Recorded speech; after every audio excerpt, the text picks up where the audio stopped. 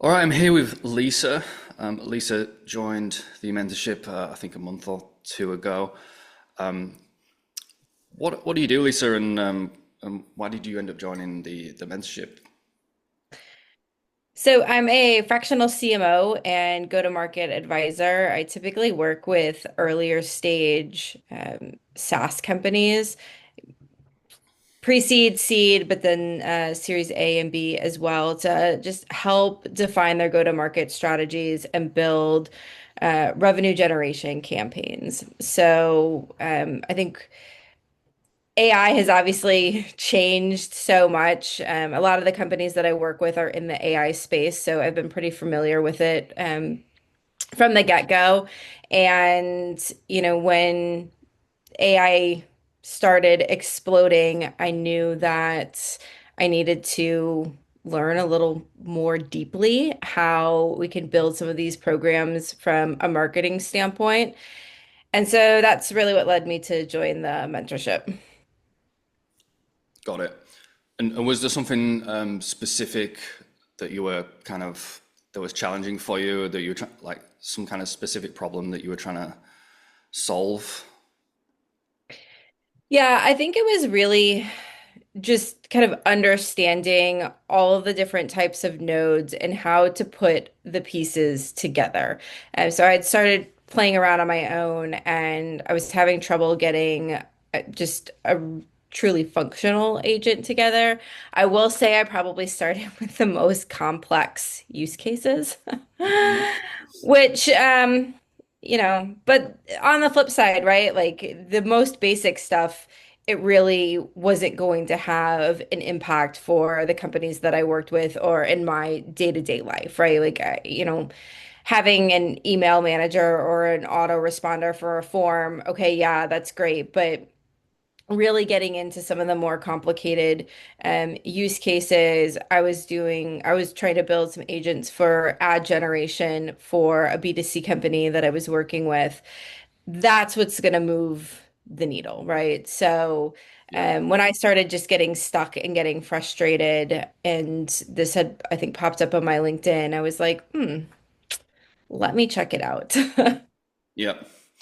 And, so had you tried working with N8N before? Like, had you had a little bit of experience, or where were you at sort of technically? Yeah, so I had some experience. I probably tried for about a month on my own.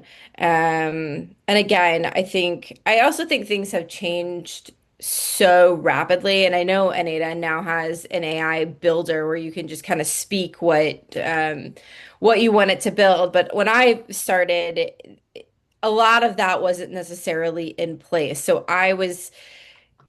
I specifically remember trying to connect an Airtable form to my N8N. And when I was doing some research, I thought it had to be a webhook. And Hmm. I am not a coder. Um, and I probably spent a week and a half trying to learn how to do a webhook and code. And it was absolutely horrendous. Um, and then I was told, why don't you just use the Airtable trigger? I was like, well, yeah, that would probably be a lot easier now, wouldn't it? Um, so I think it was just, because things have moved so quickly, having somebody that has just more experience than me that can kind of take a step back and look at some of the workflows that I was trying to build and say, hey, why don't you look at it this way? Or why don't you try it a little bit differently? And that just kind of helped get me out of those mental blocks where I was getting stuck. Yeah. Yeah, you make a good point. The AI builder is available now, and there's a few other builders on the marketplace that I mean I've been testing out as well. But really, there is still you do still need to understand what you're building and how to configure Mhm. some of the nodes. So I still think that's important, but the whole technical level is getting more commoditized, right? Which kind of leads you to like the whole problem solving and like what do you actually Yeah. build and what's like a useful system, rather than just, you don't need to be the most technical in the room is kind of where this is going, right? Yeah, and I think too, I think that that was probably one of the pieces of the course that resonated the most was just really diving deep into the prompts and really understanding the importance of the prompts, how to structure your prompts, and all of those different bits and pieces. Because I think to your point, the technical piece is going to get commoditized. It's going to get easier and easier, but you can have the technical setup. If your prompt sucks, you're Yeah. going to get the AI slop that everybody talks about, right? Um, so I think that's a lot of where the value is going to be is somebody that really knows how to write and structure prompts, or at least be able to get AI to write the prompts that you need, right? It just kind of goes back to that baseline understanding. Yeah. Yeah, prompt engineering is still really important and probably going to get more important as a lot of these tools give you the option to interface with them using prompts, right? Yeah. You said something about the feedback and I guess the calls that we had together. Would you say like that was the most valuable part of the mentorship, or was there anything else that you thought was useful? Yeah, I think it was, I think the calls were useful just in terms of helping me get unblocked when I had questions. One of the most kind of impactful pieces for me were the video on demand classes, just because I could learn at my own pace. And, when you're learning a new skill, you don't always know what you don't know. And so having a class that kind of directs you, right? Or these little bite-sized courses that's like, hey, this is really important and here's why and here's everything you need to know. That to me was probably a little bit more valuable than the calls. Also partially just because of my time schedule. It's kind of hard to find time to take a call. Yeah, right. Um, I just we're all so busy, right? So like being able to just kind of go in and learn at my own pace, and just learn the things that I didn't even know were important, was super helpful. Right. And what were some of the things that you were able to build in the end?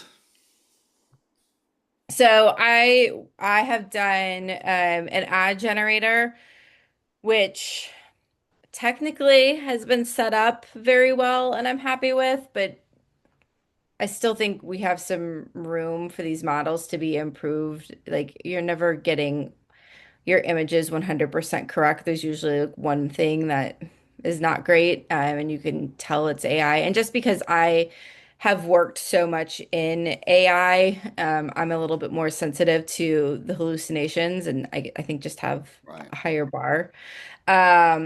And so I'm not really comfortable using it for the brands that I'm representing yet. I think it's going to get there very soon, like faster than any of us really can imagine, but it's just not quite there yet. Also use it for content creation, built a blog generator. I built, well, I did build an SEO kind of strategy, workflow, but then I started having issues with Scrapeless. And so that was a little annoying. But Mhm. um, yeah, those were some of the ones that I was building. And then one of the ones that is kind of on my list that I haven't gotten to yet is more like a PR pitch tool, Mm. um, to reach out to just journalists or different podcasts, um, for some of the brands that I work with. Mm. Yeah, that sounds like a pretty useful, pretty cool use case. I mean, something I would probably use as well. So maybe that's going on the list, Lisa. Gonna have to get that N8N AI builder on. I literally got access to it yesterday, so I've just been Yeah. been trying it out with a few different ideas. So Well, that could definitely be a we cool. can compare when we get them built and see. Yeah, yeah. I'm gonna add it to my list. Um, yeah. Before we wrap this up, Lisa, was there, if someone was considering joining the mentorship, like what would you say to someone who's kind of like on the fence? I mean, I would say like it's definitely worth joining for the learning aspect, especially I would say if you're like a marketer or you're somebody who doesn't have kind of a deep technical background, it really helps accelerate the learning. You're going to learn at a much faster pace than you would on your own. And, I know there's a lot of kind of other little classes out there, there's a lot of free resources, but it's kind of hard to pick the pieces that are going to be the most meaningful for you. And I think what I liked most about this mentorship program is that, like you, Tom, were very available for questions, right? And we kind of ran into different problems. You'd sit and help troubleshoot with us. Um, Even if it was just online sending looms back and forth, right? Like it wasn't necessarily you had to be on a call, and that flexibility and just having that other set of eyes, because you can run yourself crazy trying to figure out, like, it could be something I mean, again, like something so stupid, like why are you using a webhook? Why don't you try the Airtable trigger? And you're like, I don't know why I never thought of that. So it's just stuff like that. Like you're gonna learn a lot faster, and you're gonna get more confident in your skills. And so that time is of the essence, especially because things are moving so quickly. Like I'd be concerned if I was trying to learn on my own that everything I'm learning is becoming outdated, right? So the faster you can learn, the more relevant your skills are going to be, and you're actually staying ahead of the curve instead of constantly feeling like you're behind the curve. Yeah, well, appreciate that, Lisa. Um, and yeah, we'll wrap this up. Thanks for jumping on and sharing your experience. Appreciate it. Yeah, no problem. I'm happy to. Thank you for being flexible. No problem. Now you see a little bit of why it took me so hard to get down. Yeah.